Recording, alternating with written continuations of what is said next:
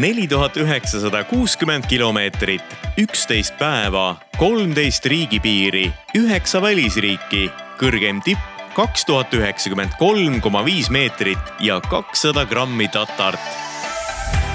See on 2 Saaremaa mehe ja 2 30-aastase mootorratta lugu, kuidas koroonaviiruse kiuste sõita vallutama Euroopat ja jõuda välja Horvaatiasse.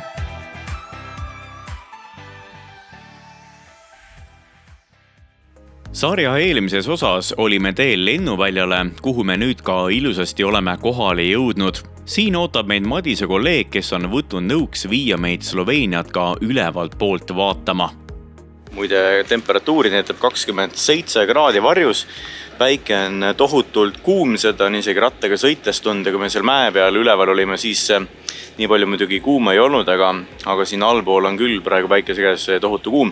Ühesõnaga, me oleme tulnud lennuväljale, et minna nüüd kohe Madise kolleegiga koos ka ülevalt poolt seda Sloveeniat vaatama. Minu kolleegiga Airestist, kes on esimene ohvitser ja ta on kohalik Sloveen Ljubljanast, et umbes 40 minutit sõitu on siit lennuväljalt Ljubljanasse, aga ta oli nii lahke, et ta ütles, et ta sõidab siia kohale, et pole probleemi, et viib meil lendama ja lubas ka meid Ljubljana kohale vaadata, et kuna me ise Ljubljanast tulime kaarega mööda, siis nüüd meil on hoopis võimalus näha Ljubljanat ülevalt poolt.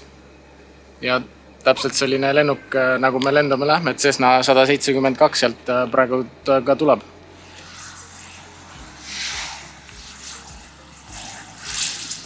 Mis teed? Vastan klaasi ja ratas sai uue kleepsu juurde. Tule vaata. Siin on Võrsits Mountain Pass. Me käisime ratastega ikka päris kõrgel ära. Ma ei tea, kas päris 1611 me ratastega käisime, aga kindlasti me olime umbes 1500 meetri kõrgusel. Kui mitte rohkem. Nüüd ei ole enam muud, kui hüppame lennukisse ja sööstame taevasse. Esmalt võtame tee suurema Ljubljana linna kohale. Nii nagu härrasmeestele kombeks, võtan mina koha sisse tagumisel diivanil ja naudin 360 kraadist vaadet kaunile Sloveeniale. Madis töötab ka ise piloodina ja nii on tal kolleege kõikjal Euroopas. Vähemalt minule on selline tunne jäänud. Madise tuttav, kes meile Budapestis öises vanalinnas ekskursiooni tegi, on samuti piloot. No nii, meie lennutunnid siin Sloveenia kohal on ka tehtud saanud väga mõnus, kui on selline võimalus näha ühte sellist ilusat riiki nagu Sloveenia ka teise nurga alt, ehk siis ülevalt poolt seda korda. Peale pilvepiiril tiirutamist tuleme alla tagasi ja teeme lennuvälja restoranis ka õhtusöögi ja hakkame mõtlema öömaja leidmisele. Sloveenias tegelikult kusagil nii-öelda suvalises kohas telkida ei tohi, aga meie võtame selle riski ikkagi ette ja loodame, et vangi ei satu. Õnneks öösel meid keegi kimbutama ei tulnud ja leidsime Google Mapsi aerofoto järgi taas ühe väga mõnusa laagirplatsi kohe linna kõrvale väga selge veega jõe äärde. Madisele algas hommik juba traditsioonilise hommikutantsuga.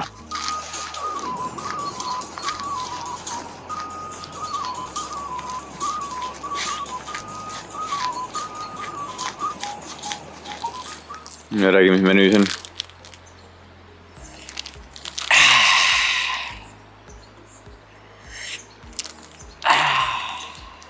Milline ilus hommik.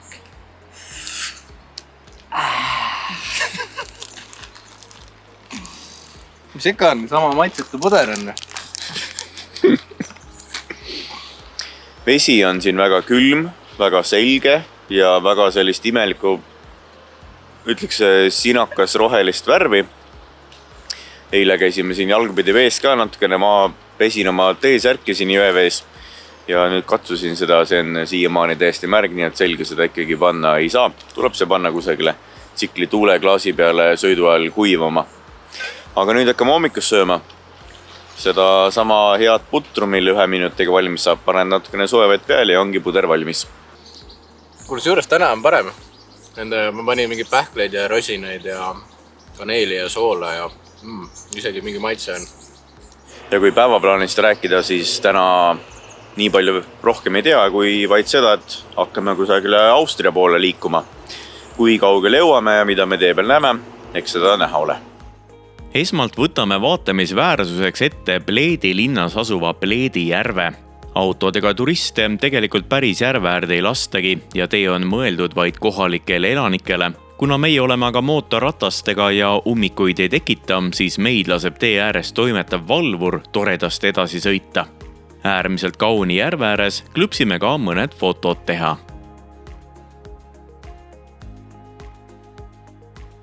Vaatame kaardi pealt, et edasi jääb meie teele veel üks järv, mille ääres peaks asuma ka vaatetorn, nii et võtamegi suuna juba sinna poole. Me oleme kusagil Sloveenia metsas, otsime matkarada, teeme juba teise katse.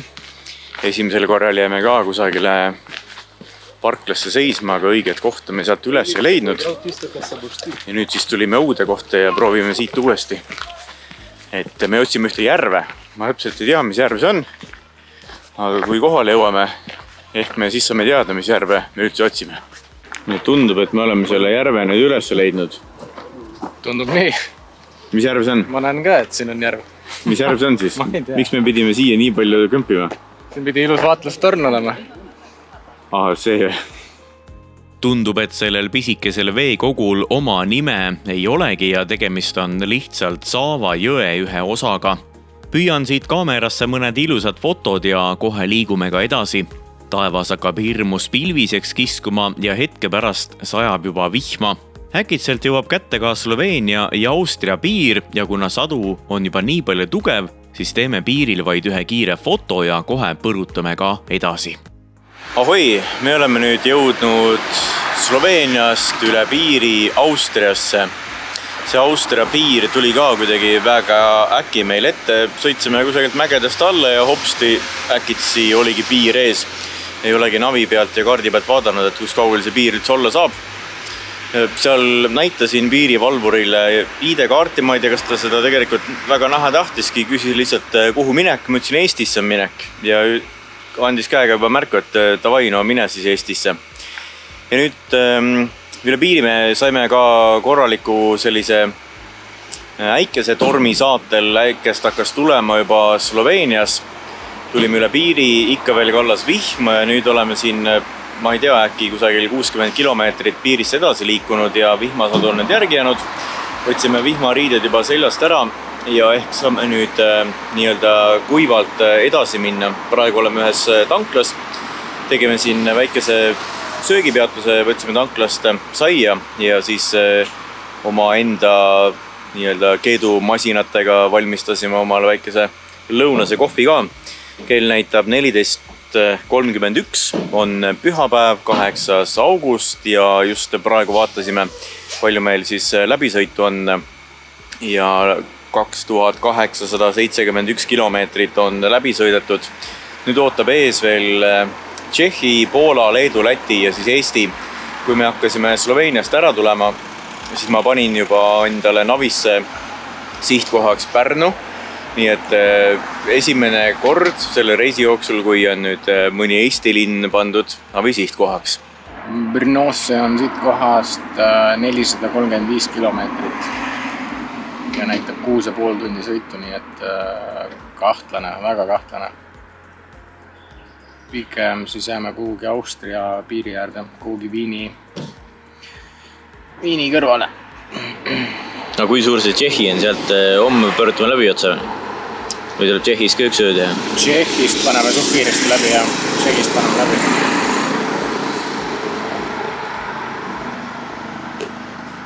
Tšehhi ei ole väga Austria, Sloveenia, me tuleme siit üle piiri. See on kõik Austria ja Tšehhi läheb siit siis pigem päevaga teeb kindlasti ära.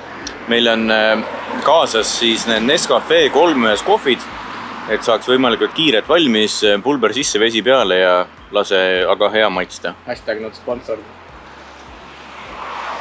Ja üks asi veel, et need tassid, mis meil on mõlemal ühesugused tassid.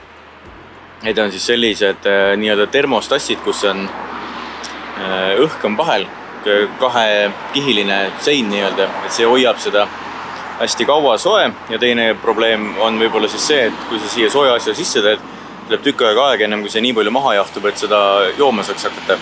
Ja siis ma panen endale klapid kõrva ja hakkan mussi kuulama. Ja siis kilomeetrid lähevad nagu lennates.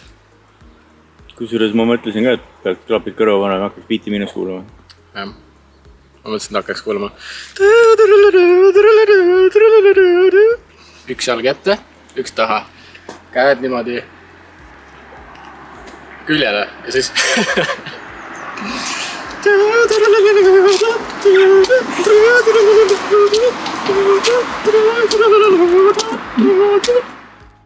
Ja tundub, et kilomeetrid on hakanud mõjuma. Sõidame edasi, kuni hakkab pimedaks kiskuma ja siis hakkab veel ka koledasti sadama. Mõtlesime, et täna ööbime telgis, aga sellest ei tule küll midagi välja ja nii otsime endale kõige lähema hosteli, mille leiame Viiselburgi linnast. Kuna hostelis on olemas ka köök, siis lõppude lõpuks jõuavad ka meie Pärnust kaasa ostetud tatrad potti. Sellest räägime aga lähemalt juba sarja järgmises osas.